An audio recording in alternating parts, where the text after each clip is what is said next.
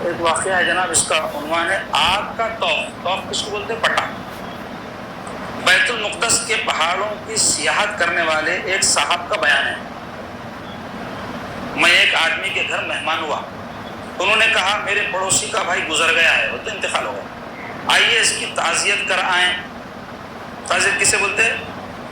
پرسہ دینے کو بولتے ہیں۔ کسی کے انتقال ہو جانے پر جا کے ان کے رشتہ داروں کو ہمت دلانا، دعا کرنا اللہ مغفرت کرے مرحوم کی، آپ لوگوں کو ہمت دے، اس کو بولتے ہیں تعزیت۔ ہم لوگ گئے تو وہ شخص بہت غمگین اور اداس بیٹھا تھا، اس کا بھائی مرحوم کا، اسے قرار نہیں آتا تھا۔ ہم نے اسے صبر کی تلقین کی اور سمجھایا۔ اس نے کہا معلوم نہیں میرے بھائی کے شب و روز کیسے گزرتے ہوں گے قبر میں۔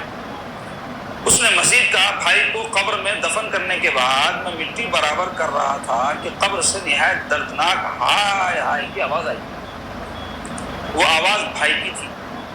میں بے چین ہو کر قبر کھودنے لگا، مگر مجھے منع کر دیا گیا۔ گاڑ کے بعد کیسا کھولتے قبر؟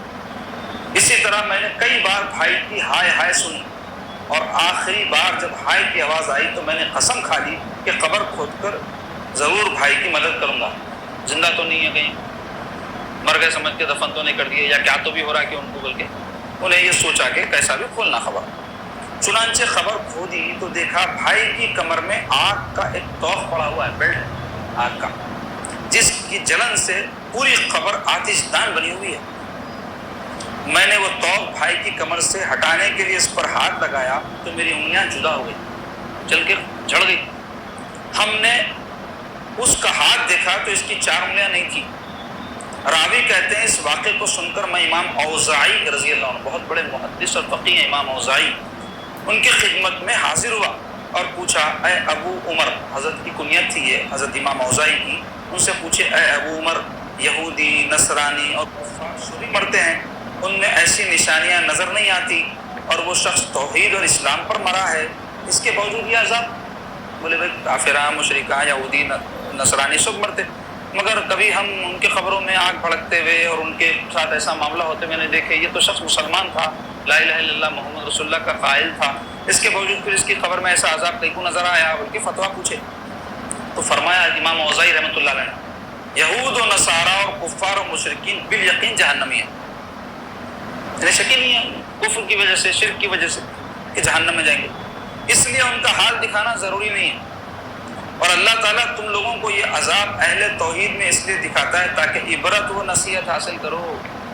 یہ مت سمجھو لا الہ الا اللہ محمد رسول اللہ پڑھ لیا میں بس ہے، نہیں، کوئی کلمہ وہ بھی ہے لیکن گناہ کبیرہ کا مرتکب ہوا ہے تو ہو سکتا ہے عذاب قبر ہو اس کو، مسلمان کو بھی ہو سکتا، مسلمان بھی جہنم میں جا سکتا، ہمیشہ نہیں رہیں گا، ہمیشہ ہمیشہ جو کافروں کے لیے وعید ہے جہنم رسید ہو جائیں گے۔ مسلمان اگر کوئی گناہ کبیرہ کا مرتکب ہوا ہے اور اللہ اس کو معاف نہیں فرمائے، سرکار اس کی شفاعت نہیں فرمائے، تو اس کو جہنم میں جانا پڑے گا۔ جیسے ایک شخص ہے مسلمان ہے، کئی لوگوں کو قتل کر دیا، کیا بولتا ہوں میں مسلمان ہوں، تو کیا اس کو چھوڑ دیں گے اللہ تعالیٰ؟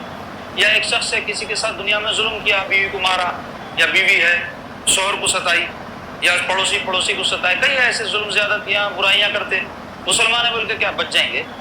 اپنے نماز روزے کے بارے میں ہو سکتا ہے اللہ تعالیٰ معاف فرما دے، لیکن جن لوگوں کو تکلیفیں دی سو اذیتیں پہنچائے تو اس کی سزا اللہ دینا چاہیں گے، تو جہنم میں ڈالیں گے اور عذاب قبر بھی ہوں گا، کیونکہ سرکار پاک صلی اللہ علیہ وسلم جب تشریف لے گئے تھے معراج کی شب تو وہاں پر عذاب قبر دکھایا گیا حضور کو بے نمازیوں کے بارے میں۔ تو بے نمازی مسلمان رہتا وہ کافر رہتا، کافر کے اوپر نمازی نہیں ہے، مسلمان ہی رہتا نا، جو نماز ہونے کے بعد نہیں پڑھتا اس کو بے نمازی بولتے۔